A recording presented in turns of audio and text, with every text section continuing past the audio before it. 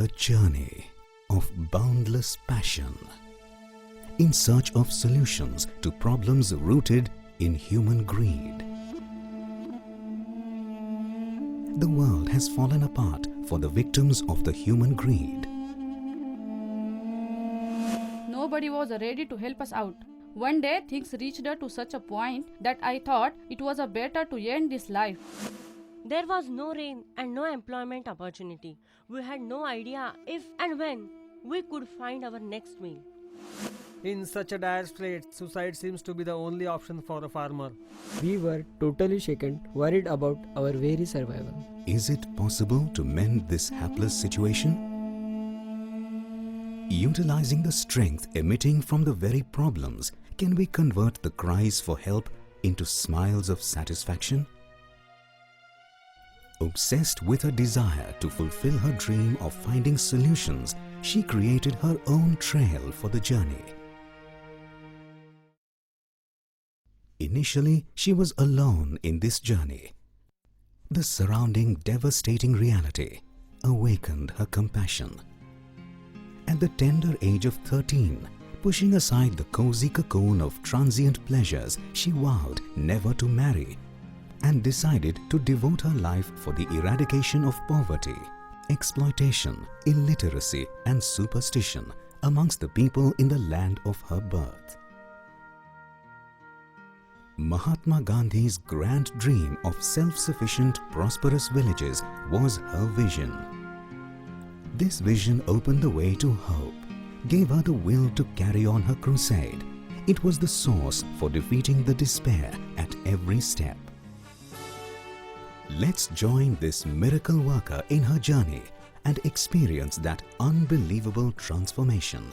This bundle of energy is called Nileema Mishra. After completing postgraduate studies in clinical psychology, Nileema worked for 8 years with the reformist Dr. Kalbag on his concept of rural development through education. She founded the Bhagini Nivedita Gramin Vigyan Niketan Rural Science Center in 2000 at Bahadarapur.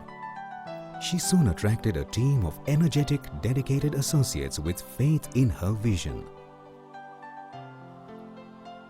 They first invoked the inborn strength of women that lay dormant for years. A confident woman means a confident family, and confident families create a confident village. Nileema knew this too well. Some women approached Nileema with their problems. She asked them to form a small savings group for collective action, but they seemed reluctant. Pursuant discussion revealed that many private companies had defrauded them of thousands of rupees under the guise of microfinance. With the help of the State Bank of India, Nileema dispelled their doubts and the women agreed to form the first self-help group. These women may be illiterate, but they are intelligent. Their potential had never been tapped till now. Could they prove their spirit of enterprise? Nileema Didi's efforts bear their first fruit. Inspired by their Didi, 14 women raised enough capital to satisfy basic needs. Hope was seeded in minds that had wilted away due to daily struggle. Wiping off tears forever, they started humming songs and began grinding spices, grating nuts. Didi's dream became reality.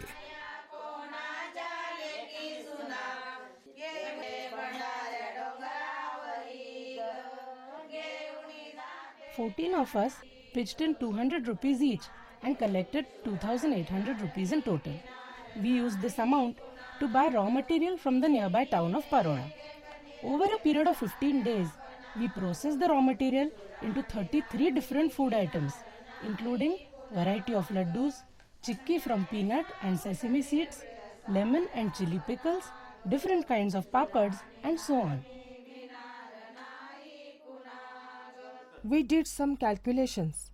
The time spent on preparation, amount spent on raw material, worth of our labor, and accordingly we decided the price. Then we informed people from our villages about the products made by the self-help group. I encouraged the group to arrange an exhibition of their products by setting up stalls and sell their products. They asked, "What is an exhibition? What is a stall?" I explained the idea and told them how they would have to wait at the stalls and sell the items. Realizing the fact their husbands, in-laws, relatives would be visiting the exhibition, they expressed their reluctance. How can we do marketing under the gaze of our family members? I responded, "Okay, I shall cancel the program. Keep your prepared food items with you. I cannot have new program for you. Remember, you have courageously ventured out of the house, rebelling against all odds and prepared these items. If you gave up at this stage, you are facing a failure. You cannot turn back." My comment had the desired effect. They all agreed. "Okay, Didi, we will wait at the stalls and sell the items." They pulled up their sleeves and started arranging their stalls. This was the first time a women's enterprise was setting up an exhibition in the village. People started crowding at the stalls. The group members started selling their products, collecting the money and keeping a tab on the inventory. The women were urging the customers to try out their food items. Of course, there was no time to see whether their husband or in-laws or mother-in-law or son-in-law was around. Their fears, worries, self-doubts and lack of confidence soon disappeared. This was the beginning of a new venture. The self-confidence of the 14 women encouraged other women to join in the enterprise and prove their ability. The other village women observed that these women are selling goods and making money. They complained, "We could also do this. Why we were not invited? Give us a chance too." The desire for starting such businesses spread like wildfire. This led to a formation of more small saving groups, each fired by the ambition to do better than the others and create their own economic opportunities. Along with business comes financial management, profit and loss, cost control of raw materials, labor cost and so on. One must be computer savvy to manage this. The first 14 women imbibed their Didi's message and accepted the challenge. Simultaneously balancing duties at home and putting up with power interruptions, they learnt the use of computers. They also helped 100 ordinary women become computer literate. I always had interest in computers, but never had an opportunity. I was one of the 100 women who enrolled for the computer literacy program conducted by Didi's organization. Now I manage computerized accounting for them and have become financially independent. Nileema's passion was to open the doors for them to become economically independent. Every woman has an artist hidden inside. Nileema invoked this hidden talent and enriched the tapestry of life for many women of Bahadarapur.